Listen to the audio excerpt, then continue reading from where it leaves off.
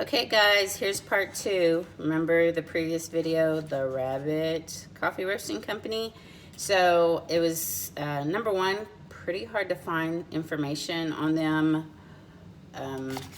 online outside of Amazon and a couple social media outlets. On their social media, they didn't show this pour over system. It was more highlighting their actual coffee shop. But Amazon, of course, always helps. So although they didn't have a video, they did have a few more pictures that I could look up. So we're gonna try this again. Again, here's my tin. And I did have it placed in there right. The only thing is, look. Can you read that? It says open here.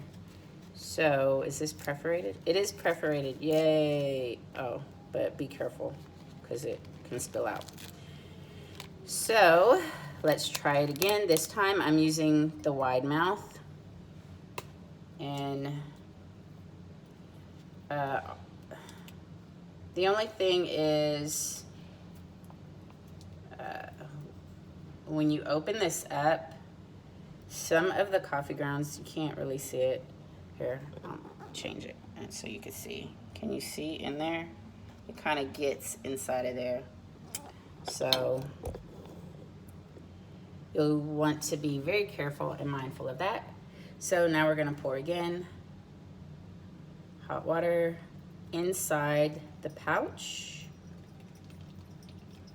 Being very careful not to overflow. The downside is, since this bottom piece isn't see-through, you kind of have to know your measurements as far as how much water you're putting in your cup. So if you're doing something like this electric kettle, make sure, my suggestion would put exactly how much coffee or liquid you want in here to heat up. That way you're kind of sure not to overflow.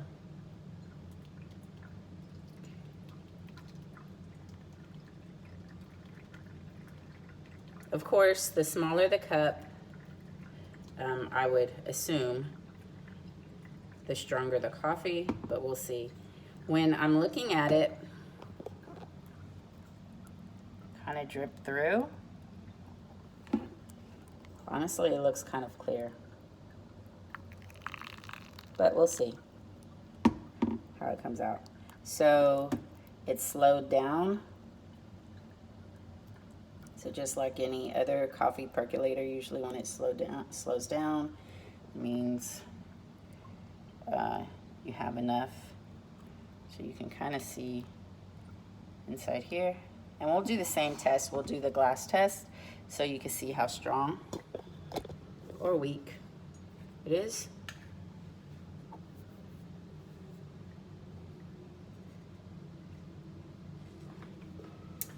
FYI, here is the coffee I had earlier. Remember I said I was gonna let it steep for a few more minutes?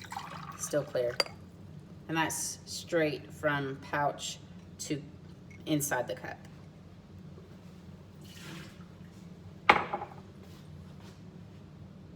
Okay, so we are gonna take this off and see if that made a difference, which it should, right? Already when I'm looking inside the cup, oh, it looks a little darker. Oh, sorry, you didn't see that blooper. Okay, let's wipe that up.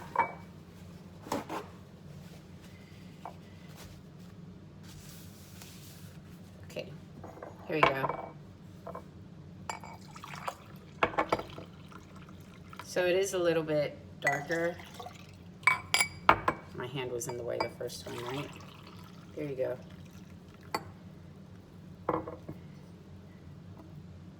So, I don't know if you can tell, but when I look straight down in it, I can kind of see through it.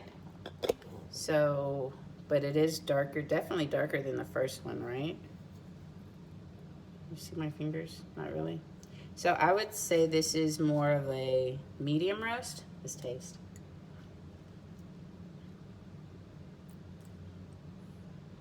Yeah. Medium to dark. I'm sure on their website, maybe you can order different types of coffee. This one doesn't really say what flavor or what region it's from. But again, all of the information will be down below, so you can contact them. Overall, the taste of the coffee was pretty smooth. Not too bitter. The aroma is really nice. So you just have to make sure that, again, you open up your little pod here. A lot messier than I would have liked. Of course, I'm not including the spillage that I had, but even just opening the pouch was messier than I would have liked in a regular pour-over system. And again, the fact that you can't really see how much water you're putting in to the cup. So that's one of the disadvantages over this pour-over system versus some of the other ones. But the coffee itself is pretty good. So when I looked on their website, you can order just the coffee. It doesn't have to be this whole contraption here. I'm not sure if this would work with other pour-over systems. If you have a suggestion on different pour-over systems that you use, then you can look. It's just a few inches. The pouch itself is just a few inches. So it should work fairly well in just about any pour-over system. But you'll want to make sure that you look on your manufacturer details before purchasing. Okay, that's the review for the Rabbit Roasting Company.